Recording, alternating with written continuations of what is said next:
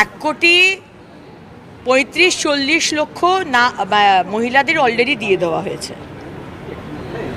আর এরপরে যারা পায়নি, কেন পাইনি সেটা আমি মাননীয় মুখ্যমন্ত্রীর কাছে আবেদন করব রিভেরিফাই করার জন্য। আমি কালকেও মেদিনীপুরে বলেছি, সিস্টেমের মধ্যেও অনেক শস্যের মধ্যে ভূত ঢুকে আছে।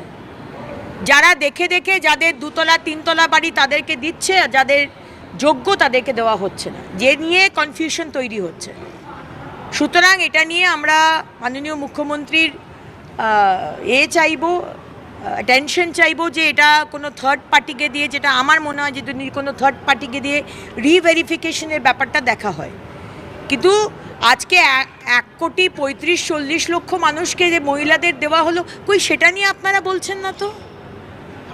1000 টাকা করে 500 টাকা করে শুরু করেছিল, ইলেকশনের আগে শেষ করলেন মমতা ব্যানার্জি 1500 টাকা, আমরা 3000 টাকা দিলাম, 1,40 লক্ষ মহিলা পেল, কই সেটা নিয়ে বলছেন না তো আপনারা। সো ভালোটা নিয়েও বলুন, তাহলেই তো খারাপটার মর্যাদা থাকে। এখন অনেক দিন আছি, ভগবানের দয়ায় সমস্ত দুর্নীতিগুলো শেষ করব। দেখতেই তো পাচ্ছেন 100 দিনের মধ্যে 43% কাজ মাননীয় মুখ্যমন্ত্রী করে দিয়েছেন। কালকে মাননীয় গৃহমন্ত্রী বলেছেন, আমি তো মুখে বলছি না, আমরা ডেটাতে বলছি। সুতরাং কি করে ভাবছেন যে কোনো তৃণমূল নেতা জব কার্ড ভুয়ো টাকা নেবে আর আমরা সেটা অ্যালাউ করব?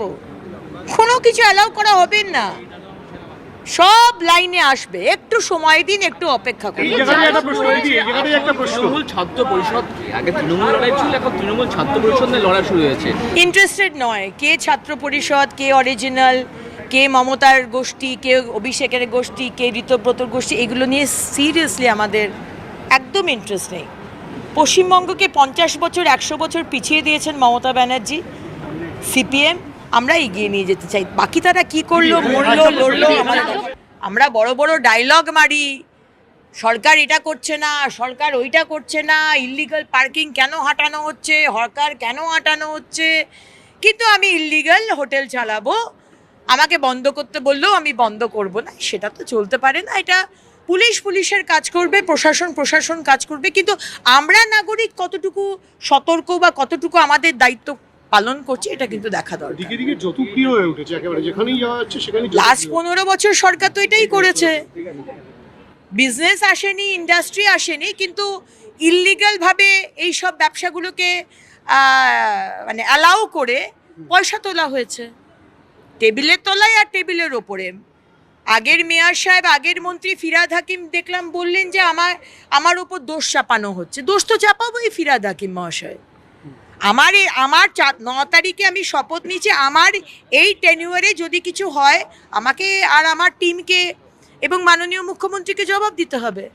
সেরকম আপনার টেনিউরে যদি এই ধরনের যৌতুকগৃহ বানিয়েছেন তা আপনাকে জবাব দিতে হবে, আপনার সময়কার মুখ্যমন্ত্রী মমতা বন্দ্যোপাধ্যায়কে জবাব দিতে হবে। এটাতে অবাক হবার কিছু নেই। উনি বলছেন স্টিফেন্স কোর্টে যখন হয়েছিল আমরা তো কাউকে দোষ দিইনি। আরে দোষ দেবেন কি করে?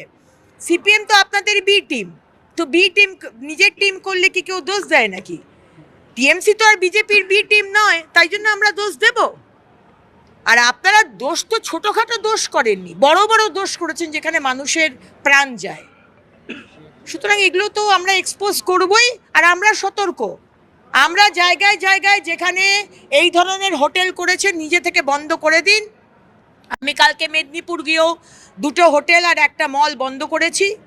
আপনারা লাইনে আসুন, ফায়ার লাইসেন্স জোগাড় করুন, ট্রেড লাইসেন্স, ইলেকট্রিসিটি যদি বলে কম রয়েছে বাড়াতে হবে, যা যা দরকার হয় সেটা করুন। আমরা আবার হোটেল খুলে দেবো। হোটেল তো চিরকালের জন্য বন্ধ করছি না।